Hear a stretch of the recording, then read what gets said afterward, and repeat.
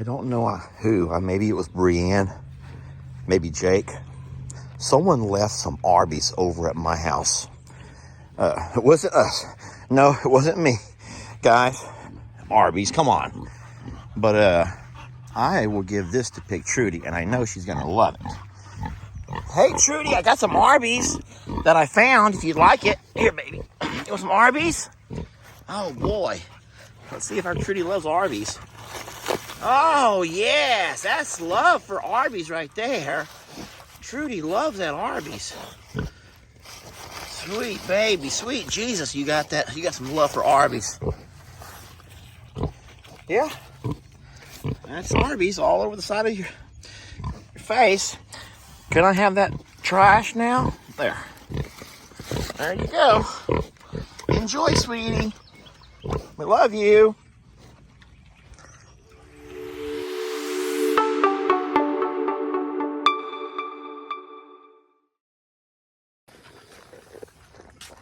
Hey folks, Lester here. But, oh my goodness, baby, you little baby. Oh gosh, buddy. Do you mind, buddy?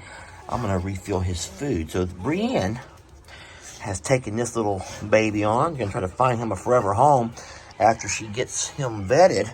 Cause he's a mess. She's a mess.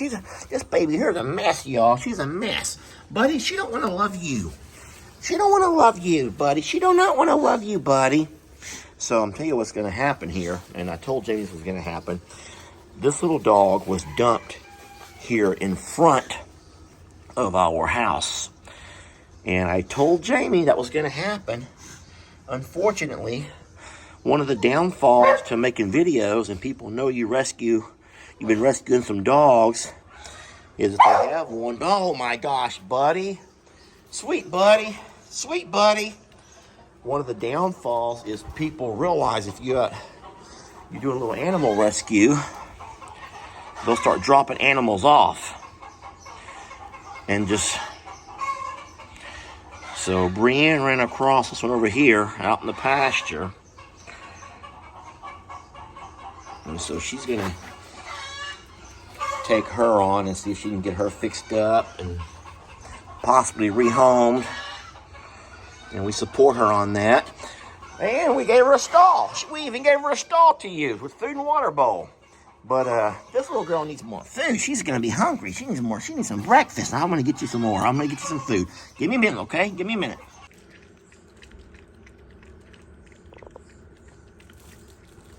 Poor baby's starving.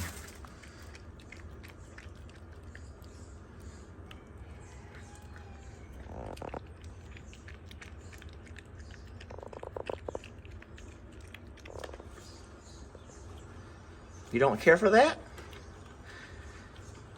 That's actually a really healthy choice right there. I don't know exactly who sent that, but we were gifted these to offer healthier choices to our babies. I don't know, y'all may recognize that. But Jamie said these are expensive. So we don't normally feed those. Sweet kitty, barn kitty, get out of here. And I got something else too that we were gifted.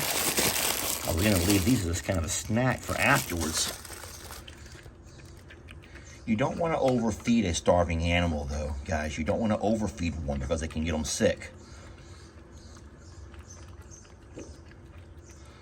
So I may just leave him that for now and check back up on him a little bit and drop these off before I leave. I want to talk a little bit about how everyone's doing now that we've made the move with the goats away from Longhorn Lester's, but back to I'm a Survivor Sanctuary.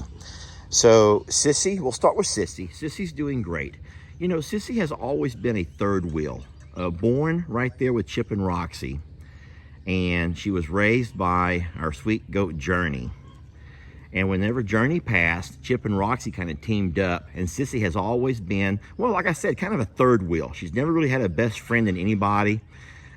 She does have some bullyish type behaviors, which we don't like, but she's doing great here at I'm a Survivor. Everyone knows about, oh my gosh, our sweet Tilly. Everyone loves Tilly. Tilly was more of a dog when we got her. She'd been raised inside of a house, lived 3 years inside of a house. And so it was a transition to get her to become a goat. And now that she's enjoying herself. She kind of understands goat behavior now. Her best friend of all of the goats is the old nanny goat over here. And those two spend most of their time together, be it out by the pond or here in the barn, or whatever they're doing. It's usually those two, you can find them together. Pebbles is fine. Pebbles is quite the bully. And I told Jamie, I'm concerned about her again. Pebbles has these bouts where she is a lot like Mr. Huck. She gets herself to looking sickly. And we've dewormed her. We've not taken her in for a vet visit yet, but she doesn't look well to me. You can see down her backbone that she's skinny. She's just a skinny goat with a belly, if that makes any sense to you whatsoever.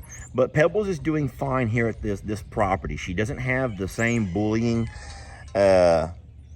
necessarily that she did back at, she doesn't have to be a bully here like she was over at Longhorn Lester's. With only a few goats, none of them who are going to kind of stand up to her, she can pretty much just kind of be herself and do her thing, and everyone works around her. Ringo is Ringo, still takes lots of long naps. He spends most of his day laying up in the hay barn with the pigs, and he's completely content to do that. He will come outside to eat every afternoon. He hangs out and plays with us when we have time to play. But even when we play, it's not the same style of play. It's the kind of play that you get from your kids as they get older. You know, a whole lot less of the wrestling and hands-on, more of just kind of wanting to be seen and heard. And I will say this about Ringo. I'm going to say this about Ringo, and I think this is the same for every kid. All they ever want, y'all, is attention. All they want, the most important thing to them, is attention. And I believe that's the downfall to most moms and dads, is that we don't give our kids enough attention. We are guilty of allowing the Xbox or the phone or the tablet or whatever device you may have, movies, Disney movies or whatever, to entertain your child. And in reality, all they want is your time. And so Ringo's the same way. All he wants is time. He doesn't need a whole bunch of rough and tough and all kinds of activity right now. He just wants time. He just wants time. And that's another reason why I'm really happy that Ellie and Megan will be living here full time, is that they'll give him more time than what I can during the hours that I'm here. Pigs are doing great. No change in our pigs. They're just eating and sleeping and doing just what pigs do. Lots of mud baths as normal, as usual. Of course, the alpacas are doing fine. They have an appointment to be groomed. Yes, you heard me right. We actually have a groomer coming to them this year. Jamie and I have tried our hand at that for the last 3 or 4 years. It's just been disaster after disaster. And so this year we finally took the plunge and we hired us a groomer. I can't wait for y'all to meet her. And she'll be coming out on the 20th, which I believe is, and she'll be grooming all of our babies. She has all of her own tools. She says, all I will not do is go in your pasture and catch them. She goes, you have to catch them yourself. And I'm like, no problem. I'll catch them and you can groom them. So listen, there's no designer grooming. She's not going to do all those things you see on the internet with all those fancy beards and high haircuts and, you know, what do they call those? That Billy Ray Cyrus. Oh my gosh. I used to have one, mullet. We're not doing all of that, y'all, but just a basic groom. And I'm glad she's doing it now in the end of March, early April, before it gets too hot. And so everyone in the Littles pasture are doing great. Geese, of course, hang out a lot around the water trough here. I do not like that because they dirty the water up. And we're having to change that water twice a day, and that is really annoying. But all we can do is go to a big water trough, but the big water troughs the goats can't drink out of, and neither can the pigs. So we really are at a crossroads with that. So another reason why we're happy to have Ellie and Megan here is that they can keep the water changed in the morning first thing, and then of course they can change it out in the afternoon again. So, all right, well, for all of those who've been asking about the Littles, and you never see the Littles, and what happened to the Littles, and Nothing's happened to the littles. They're right here. But Lester likes to video in themes. I video in themes. You already know that. I have not had a chance to love on her. Come here, baby. Sweet girl. She's like, I'm having too much fun to take any loving right now. If you ain't got a bottle, I ain't interested. So this is Sister Kim's milk cow. Sweetie, come over here. Guys, I'm sorry. I'm watching every step because it's snake season. I'm not making the best of video right now because I'm trying to watch my feet. Watch my steps. I don't know why I'm so scared of snakes. Come here, sweetie. You're not sweet. She's not a sweet cow. Baby. There we go. Hi. Hey, sweet one. What are you thinking about? Sweetie. Molly. Do you allow loving? Do you allow any lovins? I know you're a bottle baby, so I imagine you like loving. No, not from strangers. Not from strangers like me. She's like, stranger danger, stranger danger. Okay. No, she has been staying in Kim's smaller yard, so I bet she's having a great time out here exploring. I'm going to get down low. A lot of times if you get down low and you're not so obtrusive, you just kind of, oh no. Well, of course, here comes the dog. Oh, buddy, you messed up everything for me, buddy. Buddy, you messed everything up. Trixie, y'all messed up my love time. I was going to get some loving and but he's like, you ain't even loved me yet. You ain't even loved on me a minute. Oh boy, she's going to enjoy this. Look at this. Oh, how fun. How cute. Wow. Wow. Oh, Buddy and Trixie, you just want to love Daddy and no one else. They want all the loving. All right. I'm going to walk out of here. I'm going to start watching my steps again.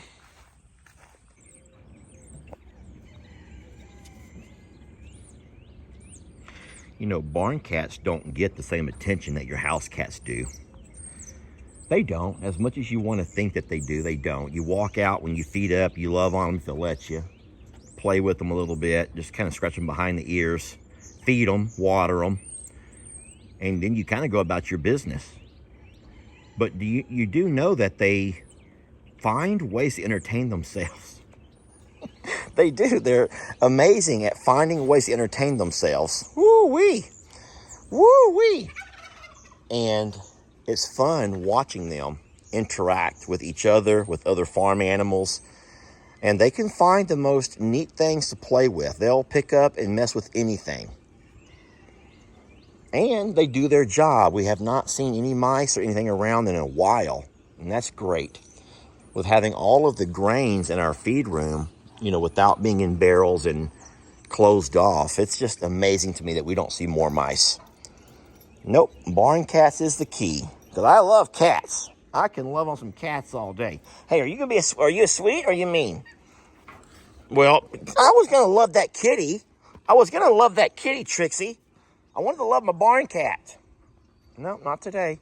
Not today because of her. Finally, I'll just go love on Al Davis a little bit.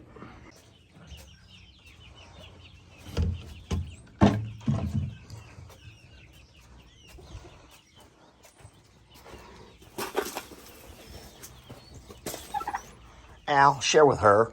Alfred, share with her. She has babies. Now share with her. Oh, Lord. Sheesh. This is when all the dogs gather around for their vitamins and their meds. And he doesn't get vitamins or meds. Sorry, he's messed up the flow, guys. We have a really good thing going here, Pablo. This is where I give all the vitamins and meds. And you don't take vitamins or meds. Neither one of those, Pablo. Now get on out of here. You're messing up our routine. You're messing up our routine. Pablo hates Ritzy. Y'all do realize that, right? He just cannot stand Ritzy's. I don't know why. It's just Ritzy, though. Pablo, we don't like the bullying stuff. No one likes bullies. Oh, Pablo. Well, Trixie thinks it's funny, but no one else does. Trixie, that's not funny. You can't really laugh at stuff like that. We really are counting our blessings this year. We have 11 rolls of hay that are still left. After I just set out 2 rolls of hay for the cows and donkeys, I also set one over here for Jake to feed to Moo and his friends. And to have 11 rolls of hay left over after a horrendous drought, you know, last spring and summer, is just remarkable. And I really, listen, I was thinking to myself, I cannot name a year. I cannot think of a year where I was not counting down the months until spring and wondering if we were going to be able to make it that long without having to go buy more hay. So how blessed are we? Super, super blessed. And then I have to ask myself this question. You know, hay is perishable. A lot of folks might think, well, Lester, you just hold on to your hay, you'll have it for next year. It doesn't work that way. This hay will be no good next year. You know, dry hay is actually dead grass. You all know that, right? So at one point, all of this was beautiful green grass growing in Uncle Raleigh's pastures. And then it was cut, and as it began to dry out, they roll it into hay. So as it begins to dry, it begins to lose its nutritional value. That's why all of your animals would prefer to have green grass over brown hay anytime.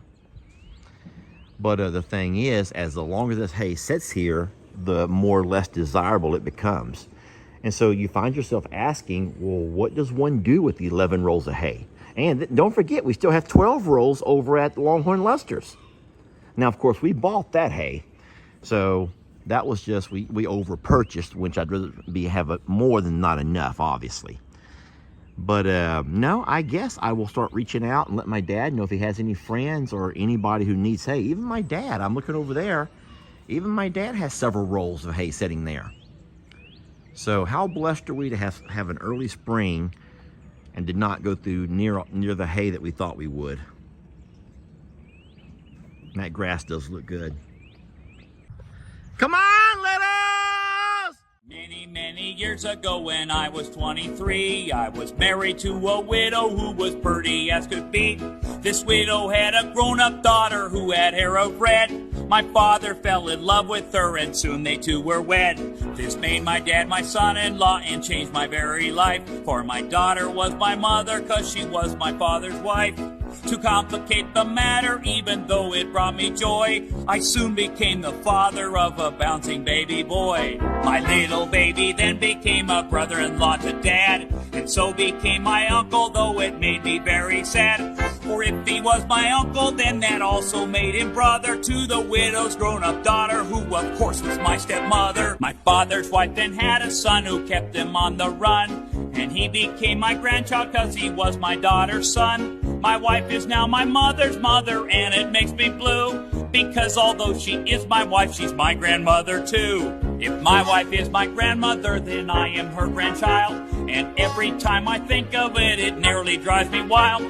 This has got to be the strangest thing I ever saw. As husband of my grandmother, I am my own grandpa. I'm my own grandpa. Everybody! I'm my own